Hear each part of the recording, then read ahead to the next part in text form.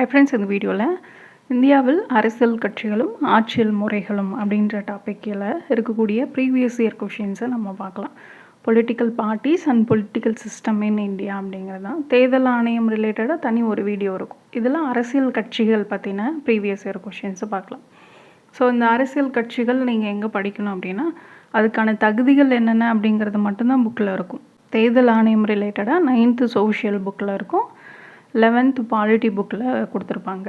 But அரசியல் கட்சிகள்லாம் எந்தெந்த கட்சிகள் இருக்குது, புதுசாக எது கட்சிகள் உருவாக்கப்பட்டிருக்கு, அதோடைய சின்னங்கள் என்ன, அது மட்டும் இல்லாமல் அங்கீகரிக்கப்பட்ட தேசிய கட்சிகள் என்ன, அங்கீகரிக்கப்பட்ட மாநில கட்சிகள், இது எல்லாமே கரண்ட் அஃபேர்ஸ் தான். நீங்கள் அப்பப்போ நியூஸ் பார்த்து அப்டேட் ஆகிக்கோங்க.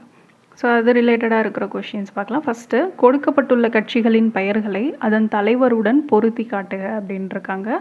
ஃபஸ்ட்டு தேசியவாத காங்கிரஸ் கட்சி, nationalist Congress party, Allan Octavian Hume அப்படின்னு கொடுத்துருக்காங்க. அது தப்பு. தேசியவாத காங்கிரஸ் கட்சி இல்லை, இந்திய தேசிய காங்கிரஸை தான் இவர் ஆரம்பிச்சிருப்பார். ரெண்டாவது, பகுஜன் சமாஜ் கட்சி அப்படிங்கிறது மன்யவர் கான்சிராம் அப்படிங்கிறது கரெக்டு. ஜனதா தள், ஒருங்கிணைந்த ஜனதா தளம் இல்லை ஐக்கிய ஜனதா தளம் அப்படின்னு சொல்லுவாங்க. இது சரத் யாதவ்னு கொடுத்துருக்காங்க, அதுவும் கரெக்டு தான். லோக் ஜனசக்தி கட்சி, லோக் ஜனசக்தி பார்ட்டி பவன் கல்யாண்னு கொடுத்துருக்காங்க, அதுவும் தப்பு. ஸோ அதில் சரியாக இருக்கிறது அப்படின்னு பார்த்தோம்னா செகண்டும் தேர்டும் தான். அப்போ தேசியவாத காங்கிரஸ் யார் ஆரம்பித்தாங்க அப்படின்னு பார்த்தோம்னா சரத் பவார், நேஷ்னலிஸ்ட் காங்கிரஸ் பார்ட்டி சரத் பவார். இப்போ ரீசெண்டாக விமான விபத்தில் இறந்து போனார் இல்லையா அஜித் பவார், அவரும் தேசியவாத காங்கிரஸ் கட்சி தான். மகாராஷ்டிராவுடைய துணை முதல்வராக இருந்திருப்பார். இந்திய தேசிய காங்கிரஸ் ஆலன் ஆக்டேவியன் ஹியூம் ஆரம்பிச்சிருப்பார். அடுத்தது பகுஜன் சமாஜ் கட்சி, மான்யவர் கன்சிராம் அப்படின்றவர் தான் ஆரம்பிச்சிருப்பார். உத்தரப்பிரதேச மாநிலத்துடைய மாநில கட்சி. இப்போ யார் இதுக்கு தலைவராக இருக்காங்க அப்படின்னு பார்த்தோன்னா மாயாவதி. ஐக்கிய ஜனதா தளம் அல்ல ஒருங்கிணைந்த ஜனதா தளம் அப்படின்னு சொல்லுவாங்க, அதை ஆரம்பித்தது சரத் யாதவ். பீகார் மாநிலத்தோடைய மாநில கட்சி. இந்த ஐக்கிய ஜனதா தளத்தோடைய இப்போது தலைவராக இருக்கிறது அப்படின்னு பார்த்தீங்கன்னா பீகாரோடைய முதல்வராக இருக்கக்கூடிய நிதிஷ்குமார். அடுத்ததாக லோக் ஜனசக்தி கட்சி, இதை ஆரம்பித்தது ராம்விலாஸ் பஸ்வான். இதுவும் பீகார் மாநிலத்துடைய மாநில கட்சி தான். ஐக்கிய ஜனதா தளம்லேருந்து பிரிஞ்சு லோக் ஜனசக்தி கட்சியை ஆரம்பிச்சிருப்பாங்க. அடுத்ததாக ஜனசேனா கட்சி தான் பவன் கல்யாணால் ஆரம்பிக்கப்பட்ட கட்சி. அடுத்த கொஷின், தவறாக பொருத்தப்பட்ட ஜோடியை கண்டுபிடிக்கவும் அப்படின்னு இருக்காங்க. பார்ட்டி கொடுத்துட்டு சிம்பிள் சின்னம் என்ன அப்படின்னு கேட்டிருக்காங்க. First Marxist communist. அதுக்கு என்ன அப்படின்னு பார்த்தீங்கன்னா இங்கே ஆப்ஷனில் கொடுத்துக்கிறது சோளம் அரிவாள் மடல்கள்னு கொடுத்துருக்காங்க, அது தப்பு. ஸோ அதுக்கு என்ன வரும், மார்க்சிஸ்ட் கம்யூனிஸ்ட் அப்படின்னாலே சுற்றி அரிவாள் நட்சத்திரம் வரும். கம்யூனிஸ்ட் பார்ட்டி ஆஃப் இந்தியா, இந்திய கம்யூனிஸ்ட் கட்சி அப்படின்னா தான் சோளம் அரிவாள் மடல்கள் வரும். அப்படியே மாற்றி கொடுத்துருக்காங்க. ஸோ ஃபஸ்ட்டு ரெண்டுமே தப்பு. சமாஜ்வாடி பார்ட்டியோட சின்னம் மிதிவண்டி, பைசைக்கிள் தான், அது கரெக்டாக இருக்குது. ஜனதா தள், ஐக்கிய ஒருங்கிணைந்த ஜனதா தளம் இருக்கு இல்லையா, அதோடைய சின்னம் பார்த்திங்க அப்படின்னா கை இறைப்பான், ஹேண்ட் பம்ப் அப்படின்னு கொடுத்துருக்காங்க, அது தப்பு. ஸோ இந்த கட்சிகளுக்கான சின்னங்கள் என்ன அப்படிங்கிறத பார்க்கலாம். ஸோ ஃபஸ்ட்டு இந்திய கம்யூனிஸ்ட், மார்க்சிஸ்ட் கம்யூனிஸ்ட் அப்படின்னு எடுத்துட்டோன்னா அதோடைய சின்னம் சுத்தி அரிவாள் அப்புறம் நட்சத்திரம். இதுவே இந்திய கம்யூனிஸ்ட் கட்சி அப்படின்னு எடுத்துட்டிங்கன்னா சோளம் கதிர்கள் அப்புறம் அரிவாள், இதுதான் இந்திய கம்யூனிஸ்ட் கட்சிக்கானது. சமாஜ்வாடி பார்ட்டி அப்படின்னு பார்த்தோன்னா உத்தரப்பிரதேச மாநிலத்தோடைய மாநில கட்சி, அகிலேஷ் யாதவ் தான் அதோடைய தலைவராக இருக்கார். சமாஜ்வாடி கட்சியோடைய சின்னம் மிதிவண்டி, பைசைக்கிள் அப்படிங்கிறது. நாலாவது ஜனதா தளம், யுனைடெட் ஜனதா தளத்தோடைய சின்னம் அப்படின்னு பார்த்தீங்கன்னா அம்பு, ஆரோ. இது பீகார் மாநிலத்தை சேர்ந்த மாநில கட்சி. இதில் இன்னொன்று கொடுத்துருந்தாங்க இல்லையா ஹேண்ட் பம்ப் அப்படின்னு ஆப்ஷன், அது எந்த கட்சியோடைய சின்னம் அப்படின்னு பார்த்தோம்னா ராஷ்ட்ரிய லோக் தளம், அந்த கட்சியோடைய சின்னம் தான் கைகரைப்பான். இது உத்தரப்பிரதேச மாநிலத்தை சேர்ந்த மாநில கட்சி. இந்த பைசைக்கிளுக்கு நிறைய மாநிலங்களில் கொடுத்துருப்பாங்க. ரொம்ப முக்கியமானது அப்படின்னு பார்த்தீங்கன்னா ஆந்திர பிரதேசத்துடைய தெலுங்கு தேசம், சந்திரபாபு நாயுடு இருக்கார் இல்லையா, அவருடைய கட்சிக்கும் பைசைக்கிள் தான் சின்னமாக இருக்கும். Jammu Kashmir national panthers party அப்படின்ற கட்சிக்கும் இதுதான் சின்னம். உத்தரப்பிரதேசத்தில் இருக்கக்கூடிய சமாஜ்வாடி பார்ட்டிக்கும் பைசைக்கிள் தான் சிம்பிள். அடுத்ததாக தேசியவாத காங்கிரஸ் கட்சியின் தேர்தல் சின்னமான கடிகாரம் டேஷ் என்ற நேரம் காட்டி நிற்கும். Election symbol of the nationalist congress party clock shows dash time அப்படின்னு கேட்டிருக்காங்க. 10-10 அந்த டைமில் தான் வந்து அவங்களுடைய சிம்பிள் இருக்கும். ஸோ இதுதான் நேஷ்னலிஸ்ட் காங்கிரஸ் பார்ட்டி. நம்ம முன்னையே பார்த்தோம் இல்லையா, நேஷ்னலிஸ்ட் காங்கிரஸ் பார்ட்டி யாருடையது? சரத் பவார் ஆரம்பித்த கட்சி, தேசியவாத காங்கிரஸ் கட்சி. ஸோ அதோடைய சின்னம் வந்து கடிகாரம். அதில் டைம் எவ்வளோ இருக்கும் அப்படின்னா 10-10, நேஷ்னலிஸ்ட் காங்கிரஸ் பார்ட்டி. அடுத்ததாக கீழ்கண்டவற்றுள் எத்தனை இணைகள் சரியாக பொருத்தப்பட்டுள்ளன அப்படின்னு கேட்டிருக்காங்க. மறுபடியும் கட்சி சின்னம் அகில இந்திய திரிணாமுல் காங்கிரஸ், ஆல் இந்தியா திரிணாமுல் காங்கிரஸ் அப்படின்னு பார்த்தீங்கன்னா இரு பூக்கள் புற்கள் அப்படிங்கிறது வந்து கரெக்டு. தேசியவாத காங்கிரஸ் கட்சி இப்போ தான் நம்ம பார்த்தோம், கடிகாரம் அப்படிங்கிறதும் கரெக்டு. தெலுங்கானா ராஷ்ட்ரிய சமிதிக்கு வந்து கார் அப்படின்னு கொடுத்துருக்காங்க, அதுவும் வந்து கரெக்டு தான். ஃபஸ்ட்டு 3 ஆப்ஷனுமே வந்து கரெக்டாக தான் இருக்குது. அசாம் கண பரிஷத் அப்படிங்கிறது பூட்டு சாவின்னு கொடுத்துருக்காங்க, அது மட்டும் தப்பு. ஸோ இந்த கட்சிகளுடைய சின்னங்கள் பார்க்கலாம். ஸோ இதுதான் வந்து ஆல் இந்தியா திரிணாமுல் காங்கிரஸ், மம்தா பானர்ஜி இருக்காங்க இல்லையா, அவங்களுடைய கட்சி இது. 2 flowers அண்ட் கிராஸ், இதுதான் அவங்களுடைய சின்னம். தெலுங்கானா ராஷ்ட்ர சமிதி அப்படின்னு இருக்கு இல்லையா, அந்த கட்சியோட சின்னம் என்ன அப்படின்னு பார்த்தீங்கன்னா கார். இது வந்து தெலுங்கானா மாநிலத்தை சேர்ந்தது. சந்திரசேகர் ராவ் இருக்கார் இல்லையா, அவருடைய கட்சி இது. அது இந்த தெலுங்கானா ராஷ்ட்ர சமிதி அப்படிங்கிறத வந்து பாரத் ராஷ்ட்ர சமிதி அப்படின்னு சொல்லி மாற்றிருப்பாங்க. இதோடது வந்து கரெக்டாக தான் இருக்குது. அடுத்தது அசாம் கண பரிஷத் அப்படிங்கிறது கட்சிக்கான சின்னம் வந்து எலிஃபண்ட். இதில் வந்து என்ன கொடுத்துருக்காங்க, லாக் அண்ட் கீ அப்படின்னு கொடுத்துருக்காங்க, அது வந்து தப்பு. அசாம் கண பரிஷத்தோடைய சின்னம் வந்து எலிஃபண்ட். இதே எலிஃபண்ட் வந்து நேஷ்னல் பார்ட்டியான பகுஜன் சமாஜ் பார்ட்டிக்கும் இதுதான் சின்னம். நேஷ்னல் லெவலில் கேட்டாங்க அப்படின்னா பகுஜன் சமாஜ் பார்ட்டி, இதுவே வந்து ஸ்டேட் லெவலில் கேட்டாங்க அப்படின்னா அசாம் கண பரிஷத். இதே போல் லாக் அண்ட் கீன்னு கொடுத்துருந்தாங்களே, அது எந்த கட்சிக்கானது அப்படின்னு பார்த்தீங்கன்னா அஸ்ஸாம்லேயே இருக்கக்கூடிய இன்னொரு கட்சிக்கான சின்னம் தான் வந்து இந்த லாக் அண்ட் கீ அப்படிங்கிறது. அது என்ன கட்சி அப்படின்னு பார்த்தோம்னா all India United democratic front அப்படின்ற கட்சியோடைய சின்னம் தான் லாக் அண்ட் கீ. அடுத்ததாக கீழே கொடுக்கப்பட்டுள்ள இந்திய அரசியல் கட்சிகளுள் யானை எந்த கட்சியின் சின்னமாகும் அப்படின்னு கொடுத்துருக்காங்க. ஸோ இந்த 4 ஆப்ஷன் பார்த்துக்கோங்க. தேசிய காங்கிரஸ் கட்சி அப்படின்னா கை சின்னம் வரும். இந்திய கம்யூனிஸ்ட் கட்சி அப்படின்னு எடுத்துட்டிங்கன்னா அரிவாள், அப்புறம் சோள கதிர்கள் வரும். பகுஜன் சமாஜ் கட்சியோடைய சின்னம் தான் யானை, இது முன்னாடியே பார்த்தோம் இல்லையா. ராஷ்ட்ரிய ஜனதா தள் அப்படின்னு ஒன்று கொடுத்துருக்காங்க இல்லையா, இதோடைய சின்னம் என்ன அப்படின்னு பார்த்தீங்கன்னா ஹரிகேன் லேம்ப். இது வந்து பீகார் மாநிலத்தை சேர்ந்த மாநில கட்சி. இதோடைய தலைவராக யார் இருக்காங்க, லல்லு பிரசாத் யாதவ், அவங்களுடைய கட்சி தான் இந்த ராஷ்ட்ரிய ஜனதா தள். ஒன்று பார்த்தோம் ராஷ்ட்ரிய லோக்தள் அப்படின்னு சொல்லிட்டு, அதோடைய சின்னம் வந்து ஹேண்ட் பம்ப். இது வந்து ராஷ்ட்ரிய ஜனதா தள், பீகார் மாநிலத்தை சேர்ந்தது. ஸோ இங்கே வந்து பகுஜன் சமாஜ் கட்சியோடைய சின்னம் தான் யானை அப்படிங்கிறது கரெக்டு.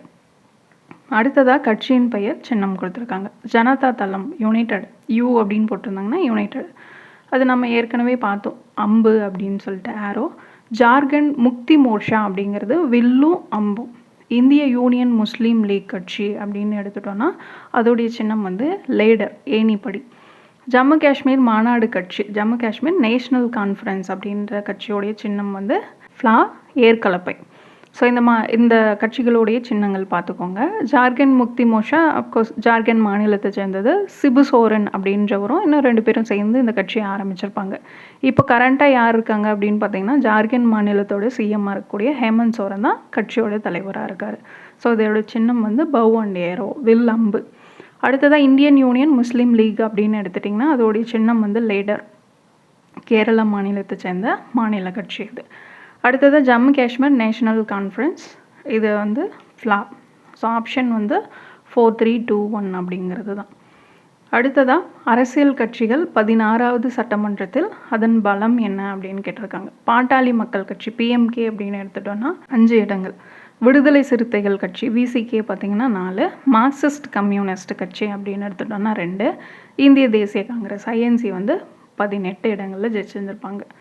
அடுத்ததாக தவறாக பொருத்தப்பட்ட இணையை அடையாளம் காண்க அப்படின்னு கேட்டிருக்காங்க. ஃபர்ஸ்ட் ஆப்ஷன் பார்த்திங்கன்னா போடோலேண்ட் மக்கள் இயக்கம், போடோலேண்ட்ஸ் பீப்புள்ஸ் ஃப்ரண்ட் அப்படிங்கிறது ஜார்க்கண்டுன்னு கொடுத்துருக்காங்களே, அது தப்பு. ஜார்க்கண்ட் இல்லை, அசாம் மாநிலத்தை சேர்ந்த கட்சி. அடுத்ததாக hill state people's democratic party, மலை மாநில மக்கள் ஜனநாயக கட்சி அப்படிங்கிறது இங்கே அசாம்னு கொடுத்துருக்காங்க, அது தப்பு.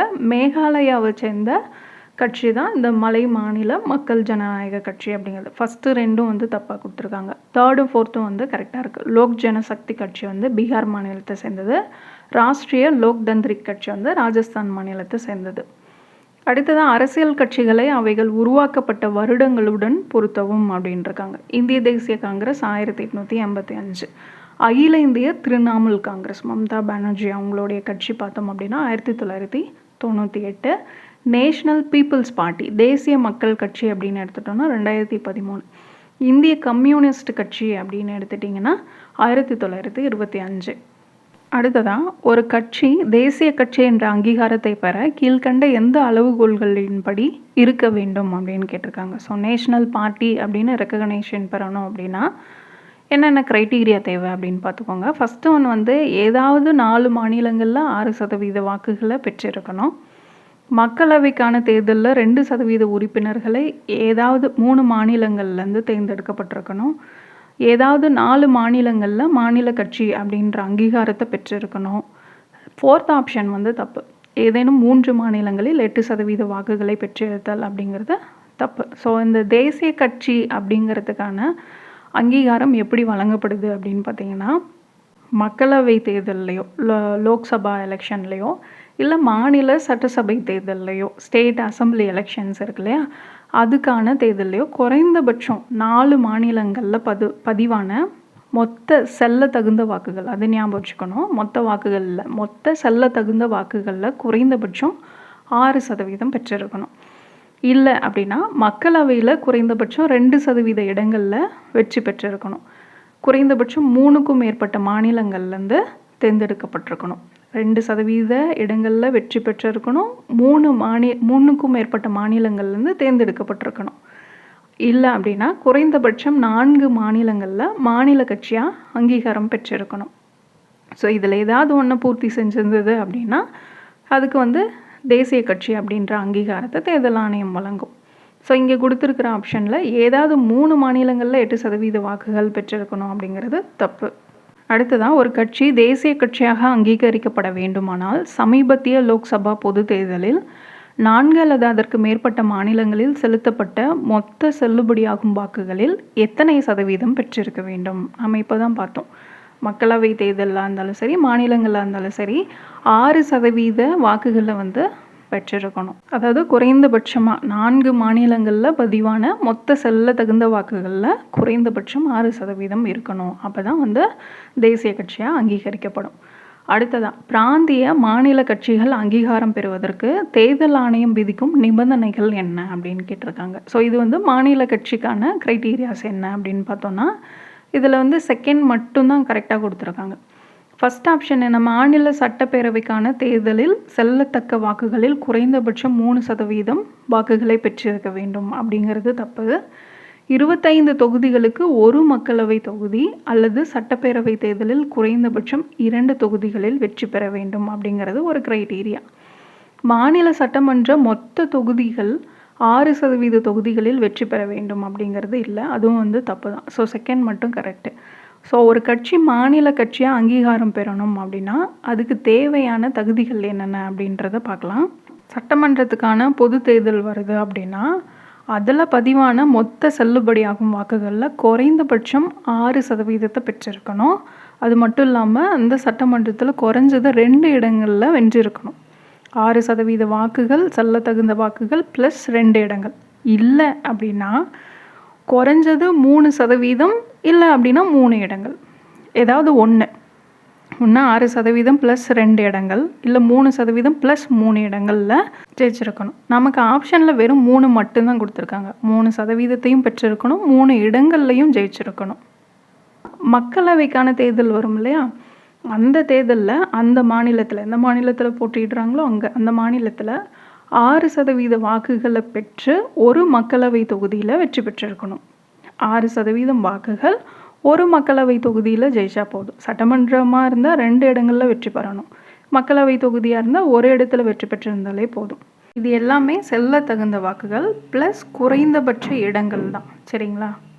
அது மட்டும் இல்லாமல் ஒவ்வொரு 25 மக்களவை இடங்களுக்கு ஒரு இடம் அப்படின்னு சொல்லி அந்த மாநிலத்தில் வெற்றி பெற்றிருக்கணும். இப்போ நம்ம தமிழகத்தையே எடுத்துக்கிட்டோம்னா 39 மக்களவை தொகுதிகள் வந்து இருக்குது.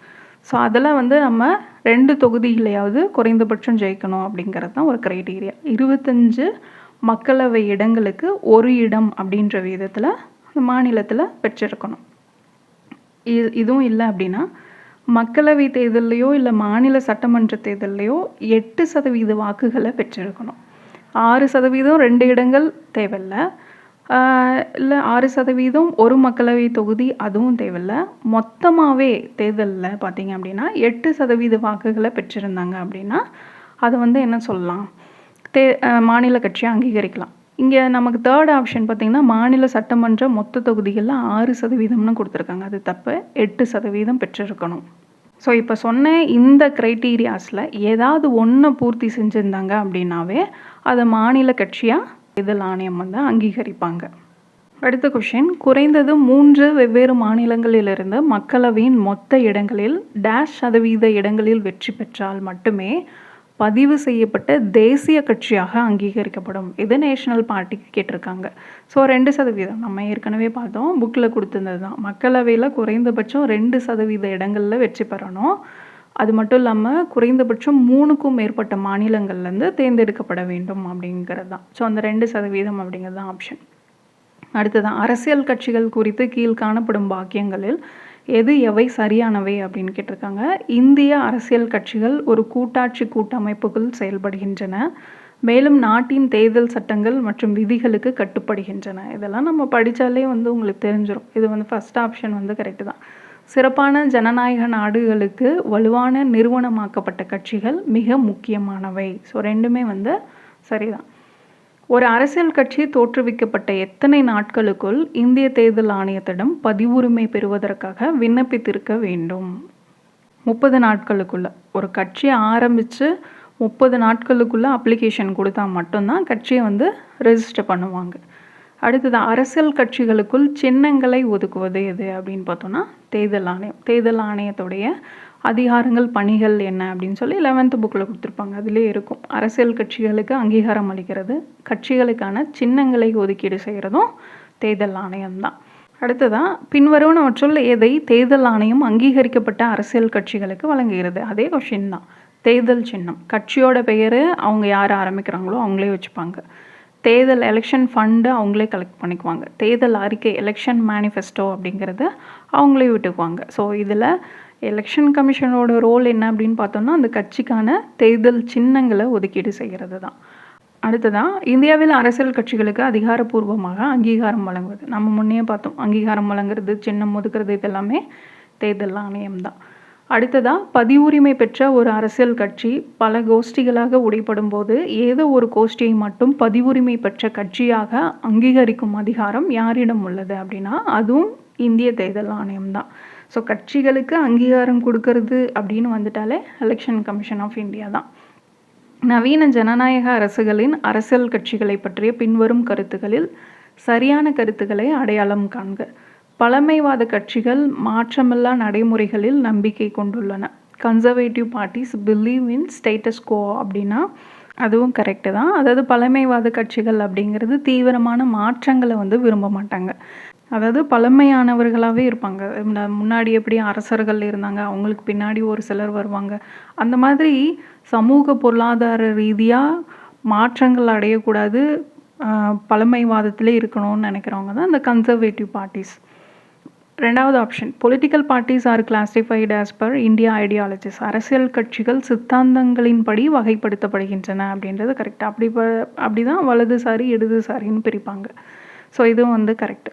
மூணாவது, இந்தியாவில் இந்திய கம்யூனிஸ்ட் கட்சி மற்றும் இந்திய கம்யூனிஸ்ட் மார்க்சிஸ்ட் கட்சி ஆகியவை வலதுசாரி கட்சிகளுக்கு உதாரணங்கள் அப்படின்னு கொடுத்துருக்காங்க. அது தப்பு. இந்த கட்சிகள் எல்லாமே இடதுசாரி கட்சிகள். ஸோ இடதுசாரி கட்சிகள் என்னன்னு சொல்லுவாங்க, தாராளவாதிகள், தாராளமயமானது தான் இடதுசாரி கட்சிகள். அது மட்டும் இல்லாமல் முற்போக்குவாதிகள், அதாவது எல்லாருக்குமே சமூக ரீதியாகவும் பொருளாதார ரீதியாகவும் எல்லாருக்குமே வந்து சம வாய்ப்பு கிடைக்கணும் அப்படின்னு நினைக்கிறவங்க இடதுசாரி கட்சிகள். அதெல்லாம் முடியாது, அதிகாரம் வந்து ஒருத்தர்கிட்ட இருந்தால் தான் மக்கள் பயனடைய முடியும், செல்வங்கள் வந்து குறிப்பிட்ட நபர்களுக்கு கிடைக்குது அப்படின்னா இருக்கட்டும் அப்படின்னு சொல்லி பழமைவாதத்திலே இருக்கிறவங்க தான் வலதுசாரி கட்சிகள். ஸோ இது ரெண்டுமே, கம்யூனிஸ்ட் பார்ட்டி அப்படின்னாலே இடதுசாரி கட்சிகள் தான். ரைட் விங், லெஃப்ட் விங்னு சொல்லுவாங்க. இவங்கெல்லாம் வந்து லெஃப்ட் விங். அடுத்ததான் ஃபோர்த் ஆப்ஷன், தீவிர மாற்றத்தை வலியுறுத்தும் கட்சிகள் வலதுசாரி. நம்ம மேலேயே பார்த்தோம், தீவிர மாற்றத்தை வலியுறுத்தக்கூடிய கட்சிகள் இடதுசாரி.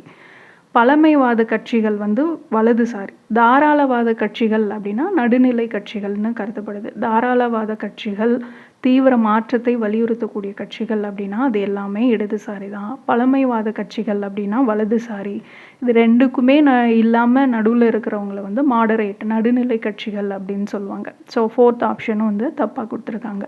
ஃபஸ்ட்டும் செகண்டும் மட்டும் கரெக்ட். அடுத்ததாக பின்வரும் கருத்தியல்களை கருத்தில் கொண்டு அரசியல் கட்சிகளை பற்றிய சரியானவற்றை கண்டறிவோம் அப்படின்னு சொல்லியிருக்காங்க. அரசியல் கட்சிகள் வாக்காளர்களிடையே அரசியல் விழிப்புணர்வை ஏற்படுத்துகின்றன.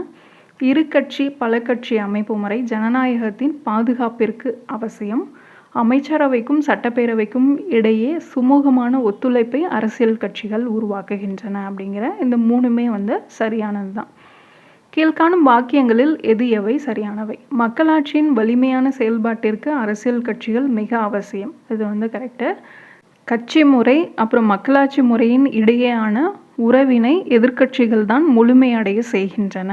3rd ஆப்ஷன் எதிர்க்கட்சி தலைவர் என்பவர் ஒரு கேபினட் அமைச்சருக்கு இணையான அந்தஸ்து மற்றும் நிலை பெறுகிறார் அப்படிங்கிறதும் கரெக்டு தான். ஸோ ஆப்போசிஷன் பார்ட்டி லீடர் யாருக்கு ஈக்குவலாக இருப்பார்? Cabinet minister. அது மக்களவையாக இருந்தாலும் சரி, மாநில சட்டப்பேரவைகளாக இருந்தாலும் சரி. ஸோ 3 ஆப்ஷனுமே வந்து இங்கே கரெக்டு தான். அடுத்ததாக கட்சி தகவல் தடுப்பு சட்ட விதியின் கருத்துப்படி as the act of anti defection law கட்சி தாவல் தடை சட்டத்தின்படி சுயேட்சையாக தேர்ந்தெடுக்கப்பட்ட பாராளுமன்ற தேர்தலுக்கு பின்னர் ஏதேனும் அரசியல் கட்சியில் சேர்ந்த அவரது உறுப்பினர் தகுதியை இழப்பார் அப்படின்னு கொடுத்துருக்காங்க. அதுவும் வந்து கரெக்டு தான். சுயேட்சை வேட்பாளர்களாக இருந்தால் தேர்தல் ஜெயிச்சதுக்கு அப்புறமா இன்னொரு கட்சியில் போய் சேரக்கூடாது. அப்படி சேர்ந்தாங்க அப்படின்னா அவங்களுடைய உறுப்பினர் தகுதியை வந்து இழப்பாங்க. இதுவே கட்சி உறுப்பினர்களாக இருந்தால் அப்படின்னா வாலண்டியராக ரிசைன் பண்ணலாம். இல்லை அப்படின்னா கட்சிக்கு எதிராக செயல்படுறாங்க அப்படின்னாலும் அவங்க உறுப்பினர் தகுதியை வந்து இழப்பாங்க. 2வது ஆப்ஷன் எஸ் வந்து என்ன கொடுத்துருக்காங்கன்னா சட்டப்படி பாராளுமன்ற உறுப்பினரும் மாநில சட்டமன்ற உறுப்பினர்களும் சட்டப்படி கட்சியின் கட்டளைக்கு மாறாக வாக்களித்தாலும் உறுப்பினர் தகுதியை இழப்பாங்க. அதுதான் சொல்லியிருக்காங்க. ஸோ சுயேட்சையாக இருந்தாங்கன்னா ஜெயிச்சதுக்கப்புறமா இன்னொரு கட்சியில் போய் சேரக்கூடாது. கட்சி உறுப்பினர்களாகவே இருந்தாங்க அப்படின்னா கட்சிக்கு எதிராக இருந்தாங்க அப்படிங்கும் பட்சத்தில் அவங்கள வந்து தகுதி நீக்கம் பண்ணுவாங்க. ஸோ 2மே வந்து கரெக்டு தான். அடுத்தது அரசியல் கட்சிகள் வாக்காளர்களுக்கும் அரசாங்கத்திற்கும் இடையேயான சமூக சிந்தனையை எடுத்து செல்லும் நீர்க்குழாய் போன்றவை என ஒப்பிட்டவர் யார் அப்படின்னு பார்த்தோன்னா பார்க்கர். கீழ்காணப்படுபவைகளில் அரசியல் கட்சி தீர்மானிகள் யாவை அப்படின்னு கேட்டிருக்காங்க. மனிதர்களின் தன்மை, சூழல், பற்று. இதில் போராட்டம் வந்து வராது. ஃபஸ்ட்டு 3மே. அடுத்ததான் இந்திய தேர்தல் ஆணையத்திடம் பதிவுரிமை பெற்ற அரசியல் கட்சி எனும் அங்கீகாரத்தை பெறுவதற்காக ஒவ்வொரு அரசியல் கட்சியும் கட்சியின் அனைத்து மட்ட பொறுப்பாளர்களுக்கான தேர்தலை தொடர்ச்சியாக தவறாமல் குறைந்தது எத்தனை ஆண்டுகளுக்கு ஒரு முறையாவது நடத்த வேண்டும் அப்படின்னு கேட்டிருக்காங்க. ஆப்ஷனில் வந்து 4 வருஷம் அப்படின்னு கொடுத்துருக்காங்க. இது எனக்கு சரியாக தெரியல. 5 ஆண்டுகள் அப்படின்னு தான் பார்த்த மாதிரி ஞாபகம். அதாவது கட்சிகளுக்கான எல்லா பொறுப்புகளுக்கான தேர்தலையும் 5 வருஷத்துக்கு ஒரு தரம் நடத்தணும் அப்படிங்கிறது தான். ஸோ நெப்போட்டிசம் வந்து குறைக்கணும் அப்படிங்கிறதுக்காக தான் இது வலியுறுத்தியிருப்பாங்க. ஸோ இதை வந்து கம்பல் பண்ண முடியாது. எலெக்ஷன் கமிஷன் அப்படிங்கிறது இந்த தேர்தலை கண்டிப்பாக நடத்தணும் அப்படின்னு கம்பல் பண்ண முடியாது. ஆனால் வலியுறுத்தலாம். அடுத்ததாக ஜெயபிரகாஷ் நாராயணனால் 1977 தொடங்கப்பட்ட அரசியல் கட்சி என்ன அப்படின்னு பார்த்தோன்னா ஜனதா பார்ட்டி, ஜனதா கட்சி. ஸோ இந்திய தேசிய காங்கிரஸ் அல்லாத ஒரு கட்சி இந்தியாவில் முதல் முறையாக ஆட்சி அமைச்சது அப்படின்னா அந்த ஜனதா கட்சி தான். 1977 ஜெயபிரகாஷ் நாராயணனால் தொடங்கப்பட்ட கட்சி. அடுத்ததாக தவறான பொருத்தத்தை கண்டறிக அப்படின்ட்டுருக்காங்க. அகாலிதள் அப்படிங்கிறது மத அடிப்படையிலானது. பொது உடைமை கட்சிகள் கம்யூனிஸ்ட் பார்ட்டிஸ் அப்படின்னு பார்த்தோன்னா பொருளாதார அடிப்படை. நாஜி கட்சி அப்படிங்கிறது இன அடிப்படையிலான கட்சிகள். சமதர்ம கட்சிகள் அப்படிங்கிறது ஜெண்டர் பேஸ் அப்படின்னு கொடுத்துருக்காங்க. அது வந்து தப்பு. சமதர்ம கட்சிகள் அப்படிங்கிறது எக்கனாமிக் பேஸாகவும் இருக்கும், சோஷியல் பேஸாகவும் இருக்கும். ஸோ இங்கே வந்து டி ஆப்ஷன் வந்து தப்பு. அடுத்ததான் எக்ஸ்ட்ரா ஒரு சில இன்ஃபர்மேஷன்ஸ். அதாவது ரெக்கக்னைஸ்ட் நேஷ்னல் பொலிட்டிக்கல் பார்ட்டிஸ் என்ன, நம்ம தமிழ்நாட்டில் இருக்கக்கூடிய ரெக்கக்னைஸ்டு ஸ்டேட் பொலிட்டிக்கல் பார்ட்டிஸ் என்னென்ன அப்படிங்கிறத பார்த்துடலாம். ஸோ ரெக்கக்னைஸ்டு நேஷ்னல் பார்ட்டிஸ் அப்படின்னு எடுத்துட்டிங்கன்னா 6 இருக்குது. Bharatiya Janata, Indian National Congress, Bahujan Samaj Party, Communist Party of Marxist Communist, Aam Aadmi Party, National People's Party. இந்த 6 கட்சிகள் தான் இப்போது அங்கீகரிக்கப்பட்ட தேசிய கட்சிகள். இதுவே அங்கீகரிக்கப்பட்ட தமிழ்நாட்டில் இருக்கக்கூடிய மாநில கட்சிகள் அப்படின்னு எடுத்துட்டிங்கன்னா இந்த 6 கட்சிகள் பார்த்தோம் இல்லையா, அந்த 6 கட்சிகள் தேசிய கட்சிகள் அது எல்லாமே வந்து இங்கேயும் வந்து ரெக்கக்னைஸ்டு தான். ஆம் ஆத்மி பார்ட்டி அதோடைய சின்னம் என்ன அப்படின்னு பார்த்துக்கோங்க, துடைப்பம். ஆல் இண்டியா அண்ணா திராவிட முன்னேற்ற கழகம் அஇஅதிமுக இரட்டை இலை. பகுஜன் சமாஜ் பார்ட்டி யானை. பாரதிய ஜனதா தாமரை. கம்யூனிஸ்ட் பார்ட்டி ஆஃப் இந்தியா தானிய கதிர்களும் அறிவாலும். மார்க்சிஸ்ட் கம்யூனிஸ்ட் கட்சி சுத்தி அறிவாலும் நட்சத்திரமும். தேசிய முற்போக்கு திராவிட கழகம் தேமுதிக முரசு. திராவிட முன்னேற்ற கழகம் திமுக உதயசூரியன். இந்தியன் நேஷனல் காங்கிரஸ் காங்கிரஸ் கை சின்னம். நாம் தமிழர் கட்சி ஏற்கலப்பையுடன் விவசாயி. இந்த நாம் தமிழர் கட்சியும் விடுதலை சிறுத்தைகள் கட்சியும் இப்போ மே 2025 வந்து மாநில கட்சிகளாக அங்கீகரிக்கப்பட்டிருந்தது. நாம் தமிழர் கட்சிக்கான சின்னம் அப்படின்னு பார்த்திங்கன்னா ஏற்கலப்பையுடன் விவசாயி. நேஷனல்ஸ் பீப்புள்ஸ் பார்ட்டி புத்தகம். விடுதலை சிறுத்தைகள் கட்சி சின்னம் வந்து பானை. ஸோ இப்போது தமிழ்நாட்டில் இருக்கக்கூடிய ரெக்கக்னைஸ்டு பொலிட்டிக்கல் பார்ட்டிஸ் அப்படின்னு எடுத்துட்டிங்கன்னா அந்த நேஷனல் கட்சிகள் தவிர்த்து அதிமுக திமுக தேமுதிக நாம் தமிழர் கட்சி விடுதலை சிறுத்தைகள் கட்சி அது மட்டும் இல்லாமல் கம்யூனிஸ்ட் இந்திய கம்யூனிஸ்ட் இந்த 6 கட்சிகளும் வந்து தமிழ்நாட்டில் மாநில கட்சிகளாக அங்கீகரிக்கப்பட்ட கட்சிகள். அடுத்ததாக இப்போது ரெஜிஸ்டர் பண்ணி அன்ரெக்கக்னைஸ்டு பொலிட்டிக்கல் பார்ட்டிஸ் இருக்கும் இல்லையா, அது என்னென்ன அப்படின்னு பார்த்தீங்கன்னா ஒரு 295 கட்சிகள் இருக்குது. அதில் ரொம்ப முக்கியமானது நமக்கு தெரிஞ்சது அப்படின்னு பார்த்தீங்கன்னா அம்மா மக்கள் முன்னேற்ற கழகம் டிடிவி தினகரனோடது. மக்கள் நீதி மையம் கமல்ஹாசனது. பாட்டாளி மக்கள் கட்சி ராமதாஸோடது. புதிய தமிழகம் கிருஷ்ணசாமி. தமிழ் மாநில காங்கிரஸ் மூப்பனார் ஆரம்பிச்சிருப்பார், இப்போது இருக்கிறது ஜி.கே. வாசன். தமிழக வாழ்வுரிமை கட்சி வேல்முருகன். தமிழக வெற்றி கழகம் விஜய் ஆரம்பிச்சிருக்கக்கூடிய கட்சி. ஸோ இந்த கட்சிகள்லாம் பார்த்திங்க அப்படின்னா ரெஜிஸ்டர் பண்ண அன்ரெக்கக்னைஸ்டு பொலிட்டிக்கல் பார்ட்டிஸ். ஸோ நம்ம ஏற்கனவே பார்த்த மாதிரி இந்த மாதிரி எலெக்ஷனில் நின்று இத்தனை சதவீத வாக்குகள் இத்தனை இடங்கள்லன்னு பார்த்தோம் இல்லையா, அந்த மாதிரி அவங்க வெற்றி பெற்றாங்க அப்படின்னா அதை வந்து ரெக்கக்னைஸ்டாக வந்து எலெக்ஷன் கமிஷன் வந்து அறிவிப்பாங்க. ஸோ இந்த கட்சிகளுக்கான சின்னங்கள் என்ன அப்படிங்கிறத நீங்கள் ரெஃபர் பண்ணிக்கோங்க. அடுத்ததாக மற்ற நாடுகள் சேர்ந்த அந்த கட்சிகள் பற்றின கேள்விகள் வந்து 3 கொஸ்டின் இருந்தது. அது என்னென்னு பார்க்கலாம். ஜெர்மனியின் புதிய அதிபராக விரைவில் பொறுப்பேற்க உள்ள ஃப்ரெடரிக் மெர்ஸ் எக்கட்சியை சேர்ந்தவர் அப்படின்ற ஒரு கொஷின் கேட்டிருந்தாங்க. கிறிஸ்துவ ஜனநாயக ஐக்கிய கட்சி கிறிஸ்டியன் டெமோக்ராட்டிக் யூனியன் பார்ட்டி அப்படிங்கிறது. எந்த நாட்டில் 2 கட்சி முறை நடைமுறையில் உள்ளது 2 பார்ட்டி சிஸ்டம் அப்படின்னு பார்த்தோன்னா இங்கிலாந்தில். அதே கொஷின் தான். 2 கட்சி முறை உள்ள நாடு அப்படின்னு பார்த்தோன்னா பிரிட்டிஷ் அப்புறம் அமெரிக்கா. ஓகே ஃப்ரெண்ட்ஸ், இவ்வளோ தான் கட்சிகள் பொலிட்டிக்கல் பார்ட்டிஸ் ரிலேட்டடான கொஷின்ஸு. நீங்கள் அப்பப்போ கரண்ட் அஃபேர்ஸ் படித்தா அப்டேட் ஆகிக்கோங்க. அடுத்து ஒரு வீடியோவில் பார்க்கலாம். தேங்க்யூ.